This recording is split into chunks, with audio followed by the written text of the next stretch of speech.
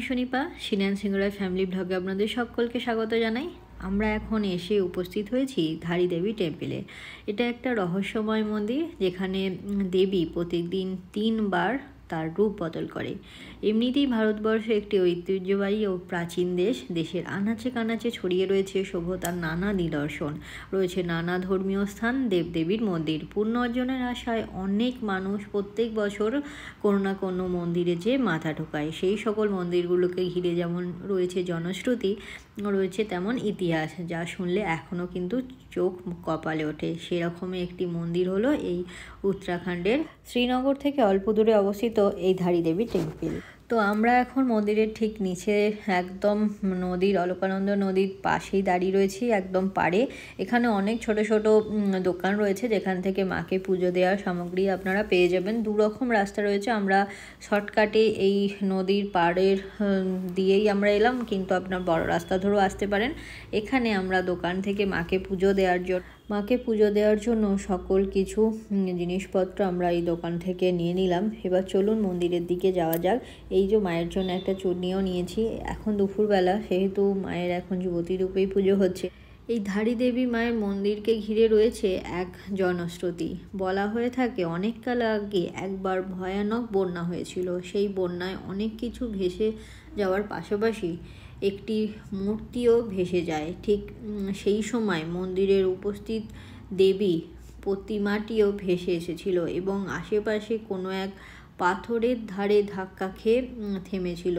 সেই সময়ে দেবী প্রতিমা থেকে এক দৈব কণ্ঠস্বর ভেসে এসেছিল। তাতে দেবীর প্রতিমার নির্দেশ দিয়েছিল তার প্রতিমাটি যথাস্থানে মন্দির বানিয়ে প্রতিষ্ঠা করতে। এরপর সকল গ্রামবাসীরা মিলে মন্দির নির্মাণ করে দেবীর প্রতিমাটি স্থাপন করেন। এখানে পুরোহিতরা মনে করেন যে মা মন্দিরে স্থাপন হয়ে আছে যুগের পর যুগ। এখানে স্থায়ী বাসিন্দারা বলেন 2013 সালে ধারী মায়ের মন্দিরকে ভেঙে নতুন করে তৈরি করা হয়। সেই সময় দেবীর প্রতিমাটি আসল জায়গা থেকে সরিয়ে অন্য জায়গায় বসিয়ে দেওয়া হয়েছিল। তার কারণেই নাকি সেই বছর বন্যা হয়েছিল উত্তরাখণ্ডে।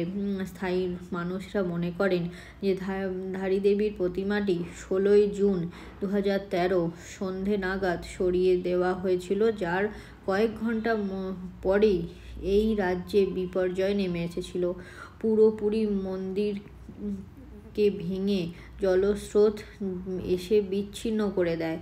তারপরে আবার পুনরায় একই জায়গায় কিন্তু মন্দিরের প্রতিমাকে এনে বসানো হয়। তারপর থেকে মা আবার সেখানেই বিরাজ করে। এই হচ্ছে মন্দিরের বাইরের স্ট্রাকচার, যেটা নতুন করে তৈরি করা হয়েছিল।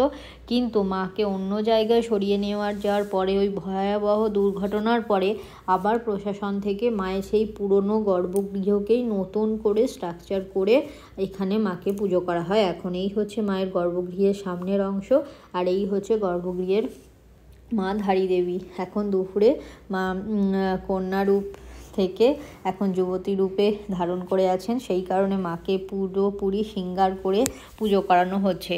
তো এখন উত্তরাখণ্ডের মানুষেরা যারা নতুন বিবাহিত জীবন শুরু করেছেন, তারা অনেকেই এসে এখানেই বিয়ের কাজ সম্পন্ন করেন, আবার অনেকে এখানে বিয়ে করার পর আশীর্বাদ নিতে আসেন। তো আমরা এখন দুপুরেই পুজো দিয়েছিলাম।